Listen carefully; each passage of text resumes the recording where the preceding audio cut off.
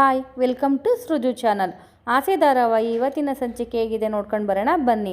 ಅದಕ್ಕಿಂತ ಮೊದಲು ಯಾರಾದರೂ ನಮ್ಮ ಚಾನಲ್ನ ಹೊಸದಾಗಿ ನೋಡ್ತಾ ಇದ್ದರೆ, ಯಾರಾದರೂ ಸಬ್ಸ್ಕ್ರೈಬ್ ಮಾಡ್ಕೊಳ್ದೆ ನೋಡ್ತಾ ಇದ್ದರೆ ದಯವಿಟ್ಟು ಸಬ್ಸ್ಕ್ರೈಬ್ ಮಾಡ್ಕೊಳ್ಳಿ.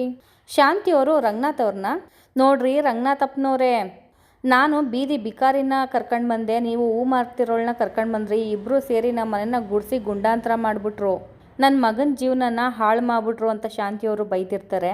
ರಂಗನಾಥ್ ಅವರು, ಮೀನಾ ನೀನು ಮಾಡಿದ್ದು ತುಂಬ ದೊಡ್ಡ ಅಪರಾಧ ಕಣಮ್ಮ, ನೀನು ಈ ಸತ್ಯನ ಮುಚ್ಚಿಟ್ಟು ತುಂಬ ದೊಡ್ಡ ಅಪರಾಧ ಮಾಡಿಬಿಟ್ಟಿದೀಯ ನೀನು ಅಂತ ಹೇಳ್ತಾರೆ. ನಾನು ಎಷ್ಟು ಸಾರಿ ಹೇಳಬೇಕು ಅಂತ ಪ್ರಯತ್ನ ಮಾಡಿದ್ರು ಆ ಮಗುನ ಮುಂದೆ ಇಟ್ಕೊಂಡು ಯಾಮಾರಿಸಿದ್ರು ಮಾವ ನನ್ನನ್ನು ಅಂತ ಮೀನಾ ಅವ್ರು ಹೇಳ್ತಾರೆ. ಅವರು ಏನೇ ಯಾರನ್ನೇ ಯಾಮಾರಿಸಿದ್ದು ಅಂತ ಹೊಡೆಯೋದಕ್ಕೆ ಹೋಗ್ತಾರೆ ಮೀನಾ ಅವರನ್ನ. ಅವರು ಸೂರ್ಯ ಅವ್ರನ್ನ ತಡಿತಾರೆ. ಮರಿ ಬೇಕು ಅಂತ ಈ ಸತ್ಯನ ಮುಚ್ಚಿಟ್ಟಿಲ್ಲ, ಅವರು ಈ ಥರ ಯಾಮಾರಿಸಿದ್ರು ಅಂತ ಹೇಳ್ತಿದ್ದಾರೆ ತಾನೇ, ನೀವು ಅರ್ಥ ಮಾಡ್ಕೊಳ್ಳಿ ಸ್ವಲ್ಪ ಅಂತ ಶ್ರುತಿ ಅವ್ರು ಹೇಳ್ತಾರೆ. ಅವರು ಏನಮ್ಮ ಅರ್ಥ ಮಾಡ್ಕೊಳ್ಳೋದು, ನೋಡು ನನ್ನ ಕಂದ ಹೇಗಾಗ್ಬಿಟ್ಟಿದ್ದಾನೆ ಅಂತ, ಇವ್ರಿಗೆಲ್ಲ ಮನುಷ್ಯತ್ವನೇ ಇಲ್ಲ ಅಂತ ಶಾಂತಿಯವರು ಬೈತಾರೆ. ರಂಗನಾಥ್ ಅವರು ಇದನ್ನೆಲ್ಲ ಅರಗಿಸ್ಕೊಳ್ಳೋಕ್ಕೆ ಸ್ವಲ್ಪ ಟೈಮ್ ಬೇಕಾಗುತ್ತೆ, ಅವನ್ನ ಒಂಟಿಯಾಗಿ ಇರೋದಕ್ಕೆ ಬಿಡಿ ಎಲ್ಲರೂ ಅಂತ ರಂಗನಾಥ್ ಅವ್ರು ಹೇಳ್ತಾರೆ. ಶಾಂತಿಯವರು ಇದನ್ನೆಲ್ಲ ನಾನೇ ಮಾಡಿದ್ದು, ನನ್ನ ಮಗನ ಜೀವನನೂ ನಾನೇ ಸರಿ ಮಾಡ್ತೀನಿ ಅಂತ ಶಾಂತಿಯವರು ಹೇಳ್ತಾರೆ. ರಂಗನಾಥ್ ಅವರು ಈ ವಿಚಾರ ಎಲ್ಲ ಗೊತ್ತಾದರೆ ಹೊರಗಡೆ ನಾನು ಹೆಂಗಪ್ಪ ತಲೆ ಎತ್ಕೊಂಡು ತಿರ್ಗಾಡೋದು ಅಂತ ಯೋಚನೆ ಮಾಡ್ತಿರ್ತಾರೆ. ಶಾಂತಿಯವರು ಇದಕ್ಕೆಲ್ಲ ಕಾರಣ ಇವಳನ್ನ ಒದ್ದು ಹೊರಗಡೆ ಹಾಕು ಹೇಳ್ತೀನಿ, ಇವಳು ಬೀದಿಲಿ ಬಿದ್ದಿದ್ರೆ ಗೊತ್ತಾಯ್ತದೆ ಅಂತ ಶಾಂತಿಯವರು ಹೇಳ್ತಾರೆ. ರವಿ ಅವರು ಅವ್ರು ಮಾಡಿದ ತಪ್ಪಿಗೆ ಅದಕ್ಕೆ ಕಮ್ಮ ಶಿಕ್ಷೆ ಕೊಡ್ತಿದ್ದೀರಾ ಅಂತ ಕೇಳ್ತಾರೆ. ರಂಗನಾಥ್ ಅವರು, ಶಾಂತಿ ಇವಾಗಲೇ ಏನೇನೋ ಮನೇಲಿ ಅನಾಹುತಗಳು ನಡೆದೋಗಿದೆ, ಇನ್ನೂ ಮುಂದುವರ್ಸೋದು ಬೇಡ ಶಾಂತಿ, ಇಲ್ಲಿಗೆ ಬಿಟ್ಬಿಡು, ಮನಸ್ಸೆಲ್ಲ ತುಂಬ ಭಾರ ಅನ್ನಿಸ್ತಾ ಇದೆ, ಬಿಟ್ಬಿಡು ಶಾಂತಿ ಅಂತ ರಂಗನಾಥ್ ಅವ್ರು ಹೇಳಿ ಹೊರಟ್ಬಿಡ್ತಾರೆ. ರವಿ ಮತ್ತು ಶ್ರುತಿ ಅವರು ರೂಮಲ್ಲಿ ಇರ್ತಾರೆ.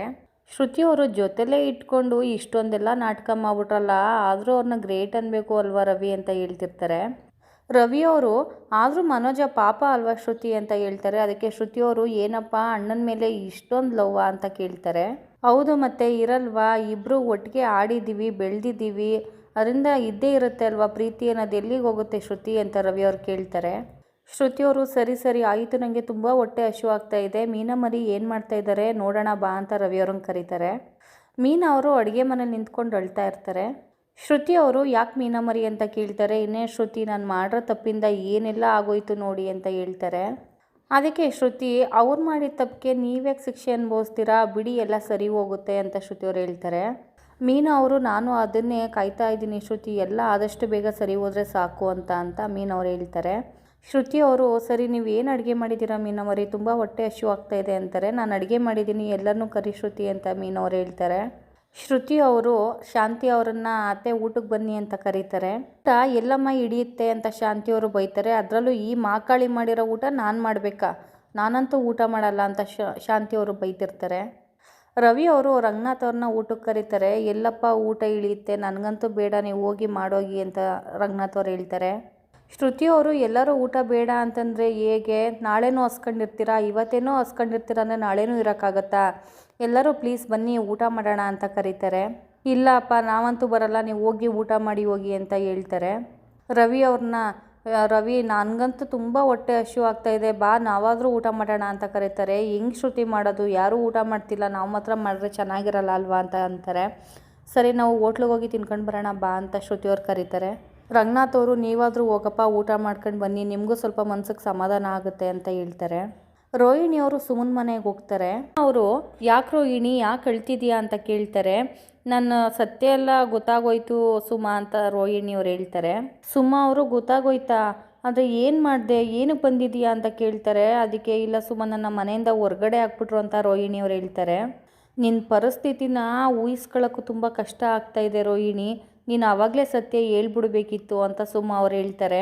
ರೋಹಿಣಿ ಅವರು, ಈಗ ಆಗೋಗಿರೋದೆಲ್ಲ ಆಗೋಗಿದೆ ಸುಮಾ, ನಿನ್ನಿಂದ ಒಂದು ಹೆಲ್ಪ್ ಬೇಕಿತ್ತು ಅಂತ ಕೇಳ್ತಾರೆ. ಏನು ಹೇಳು ಅಂತ ಹೇಳ್ತಾರೆ. ನಿಮ್ಮ ಮನೇಲಿ ಒಂದು 3-4 ದಿವಸ ಇರೋದಕ್ಕೆ ಜಾಗ ಕೊಡ್ತೀಯಾ ಅಂತ ಕೇಳ್ತಾರೆ. ಸುಮಾ ಅವರು, ಆಯಿತು ಇದು ನಿನ್ನ ಮನೆ ಅಂತ ತಿಳ್ಕೊ ರೋಹಿಣಿ, ಆಯಿತು ಇರು ಅಂತ ಹೇಳ್ತಾರೆ. ಸುಮನ್ ಗಂಡ ಸುಮಾ 1 ನಿಮಿಷ ಹೊರಗಡೆ ಬಾಯಿಲಿ ಅಂತ ಕರೀತಾರೆ. ಏನ್ರಿ ಅಂತ ಹೋದಾಗ, ಅವರು ಈ ಮನೇಲಿ ಇರೋದು ಬೇಡ, ಅವರು ತುಂಬ ಕಷ್ಟದಿಂದ ಬಂದಿದ್ದಾರೆ, ಇವಾಗ ನಾವೇನಾರ ಜಾಗ ಕೊಟ್ಟರೆ ನಾಳೆ ದಿವಸಕ್ಕೆ ನಮಗೆ ಪ್ರಾಬ್ಲಮ್ ಆಗುತ್ತೆ, ಆಮೇಲೆ ಕೋರ್ಟು ಕಚೇರಿ ಅಂತ ನಾವು ಅಲಿಬೇಕಾಗತ್ತೆ, ದಯವಿಟ್ಟು ಅವರನ್ನು ಕಳಿಸ್ಬಿಡು ಅಂತ ಹೇಳ್ತಾರೆ. ಸುಮಾ ಅವರು, ಇವಾಗ ನಾವೇ ಅವಳ ಕಷ್ಟನ ಅರ್ಥ ಮಾಡ್ಕೊಳ್ಳಿಲ್ಲ ಅಂದರೆ ಪಾಪ ಅವಳು ಎಲ್ಲಿಗೆ ಹೋಗ್ತಾಳೆ, ಅಂತ ಕೇಳ್ತಾರೆ. ಈಗ ನೀನಾಗಿ ನೀನೇ ಕಳಿಸ್ಲಿಲ್ಲ ಅಂತಂದರೆ ನಾನು ಇಬ್ಬರನ್ನೂ ಹೊರ್ಗಾಕ್ಬೇಕಾಗತ್ತೆ ಅಂತ ಸುಮ ಅವ್ರ ಗಂಡ ಹೇಳ್ತಾರೆ. ರೋಹಿಣಿಯವರು ನನ್ನಿಂದ ನೀವು ಜಗಳ ಆಡಬೇಡಿ, ನಾನೇ ಮನೆ ಬಿಟ್ಟು ಹೋಗ್ತೀನಿ ಅಂತ ಅಂದ್ಬಿಟ್ಟು ಅವರು ಹೊರಟು ಬಿಡ್ತಾರೆ. ರೋಹಿಣಿಯವರು ಪೂಜನ್ ಮನೆಗೆ ಹೋಗ್ತಾರೆ. ಪೂಜನ್ ಜೊತೆಗೆ ನಡೆದಿದ್ದೆಲ್ಲ ವಿಚಾರ ಹೇಳ್ತಾರೆ. ಪೂಜನ ನಿಮ್ಮ ಮನೇಲಿ 1-2 ದಿನದ ಮಟ್ಟಿಗೆ ಇರ್ತೀನಿ ಪೂಜಾ ಅಂತ ಹೇಳ್ತಾರೆ. ಸಂತೋಷ್ ಅವರು ಆಗೋದಿಲ್ಲ, ನನಗೆ ಸೂರ್ಯ ಅಣ್ಣ ಅವರು ನನಗೆ ತುಂಬ ಹೆಲ್ಪ್ ಮಾಡಿದ್ದಾರೆ, ಅವ್ರ ವಿರುದ್ಧ ನಾನು ನಿಂತ್ಕೊಳ್ಳೋಕ್ಕಾಗಲ್ಲ, ದಯವಿಟ್ಟು ಮನೆ ಬಿಟ್ಟು ಹೋಗಿ ಅಂತ ಹೇಳ್ತಾರೆ. ಅಲ್ಲಿಂದ ಹತ್ಕೊಂಡು ರೋಹಿಣಿಯವರು ಬಂದ್ಬಿಡ್ತಾರೆ. ರೋಹಿಣಿಯವರು ಕಸ್ತೂರಿ ಅವ್ರ ಮನೆಗೆ ಬರ್ತಾರೆ. ನಡೆದಿರೋದನ್ನೆಲ್ಲ ಹೇಳ್ತಾರೆ. ಆಂಟಿ ನಿಮ್ಮ ಮನೇಲಿ 1-2 ದಿವಸ ಆಯಾಗಿರ್ತೀನಿ ಆಂಟಿ, ನಾನು ಈ ನೋವೆಲ್ಲನೂ ಮರಿಬೇಕು ಆಂಟಿ, ಪ್ಲೀಸ್ ನಿಮ್ಮ ಮನೇಲಿ ಜಾಗ ಕೊಡಿ ಅಂತ ಹೇಳ್ತಾರೆ. ಕಸ್ತೂರಿ ಅವರು ದುಡ್ಡು ತಗೊಂಡು ಬಂದು, ಇಲ್ಲ ಕಣಮ್ಮ ಈ ಮನೇಲಂತೂ ಇರೋದಕ್ಕಾಗಲ್ಲ, ಶಾಂತಿಗೆ ಗೊತ್ತಾದರೆ ತುಂಬ ಅವಳು ಬೇಜಾರು ಮಾಡ್ಕೋತಾಳೆ, ನಮ್ಮ ಫ್ರೆಂಡ್ಶಿಪ್ಪು 10 ವರ್ಷದ ಫ್ರೆಂಡ್ಶಿಪ್ ಹಾಳಾಗೋಗುತ್ತೆ ಕಣಮ್ಮ, ಈ ದುಡ್ಡನ್ನ ತಗೊಂಡು ಯಾವ್ದಾರ ಹೋಟ್ಲಲ್ಲಿ ಇದ್ದು ನಾಳೆಯಿಂದ ನಿನ್ನ ಜೀವನ ನೀನು ಕಟ್ಕೋ ಅಂತ ಹೇಳ್ತಾರೆ. ಆಂಟಿ ನನಗೆ ಆಶ್ರಯ ಬೇಕು ಆಂಟಿ, ದುಡ್ಡು ಬೇಡ, ಪರವಾಗಿಲ್ಲ ಬಿಡಿ ಅಂದ್ಬಿಟ್ಟು ಅಲ್ಲಿಂದ ಹೊರಟು ಬಿಡ್ತಾಳೆ. ಮನೋಜ ಸ್ವಲ್ಪ ಹುಚ್ಚಿನ ಥರ ಆಡ್ತಿರ್ತಾರೆ, ಕಿರ್ಚ್ತಾ ಇರ್ತಾರೆ, ಕೂಗಾಡ್ತಾ ಇರ್ತಾರೆ. ಶಾಂತಿ ಅವರು ಹೊರ್ಗಡೆ ಕರ್ಕೊಂಡು ಬಂದು, ನೀನು ನಾಳೆಯಿಂದ ಹೊಸ ಮನುಷ್ಯ ಆಗಬೇಕು, ಹೊಸ ಮನುಜ ಆಗಬೇಕು, ನೀನು ಆ ರೋಹಿಣಿ ಅನ್ನೋ ನೆನಪಿಂದ ನೀನು ಹೊರ್ಗಡೆ ಬರಬೇಕು ಅಂತ ಹೇಳಿ ಹೊರ್ಗಡೆ ಕರ್ಕೊಂಡು ಬಂದು ಒಂದು ಬಿಂದಿಗೆ ನೀರು ಇರ್ತಾರೆ ಮನೋಜನ ತಲೆ ಮೇಲೆ. ರೋಹಿಣಿಯವರು ಒಂದು ಕಡೆ ಕೂತ್ಕೊಂಡು ಅಳ್ತಾ ಇರ್ತಾರೆ. ವಿಶಾಲಾಕ್ಷಿ ಅವರು ಅಲ್ಲಿಗೆ ಬರ್ತಾರೆ. ಯಾಕೆ ಅಳ್ತಿದೀಯ ರೋಹಿಣಿ ಅಂತ ಕೇಳ್ತಾರೆ. ಆಂಟಿ ಅದು ಅಂತ ಅನ್ಬೇಕಾದ್ರೆ ಕಸ್ತೂರಿ ಅವರು ಎಲ್ಲ ವಿಚಾರನೂ ಹೇಳಿದ್ರು. ನಿನಗೆ ಎಲ್ಲ ದಾರಿಗಳು ಮುಚ್ಚೋಗಿರ್ಬೋದು, ಎಲ್ಲರ ಮನೆಯೂ ಬಾಗಿಲು ಮುಚ್ಚಿರ್ಬೋದು, ಆದರೆ ನನ್ನ ಮನೆ ಮಾತ್ರ ತೆಗ್ದೇ ಇರುತ್ತೆ, ಬಾ ಅಂದ್ಬಿಟ್ಟು ಅವರು ಕರ್ಕೊಂಡು ಹೋಗ್ತಾರೆ. ಅಲ್ಲಿಗೆ ಇವತ್ತಿನ ಎಪಿಸೋಡ್ ಮುಕ್ತಾಯವಾಗುತ್ತೆ. ನಾಳೆ ಸಂಚಿಕೆಯಲ್ಲಿ ಸಿಗೋಣ. Thank you for watching.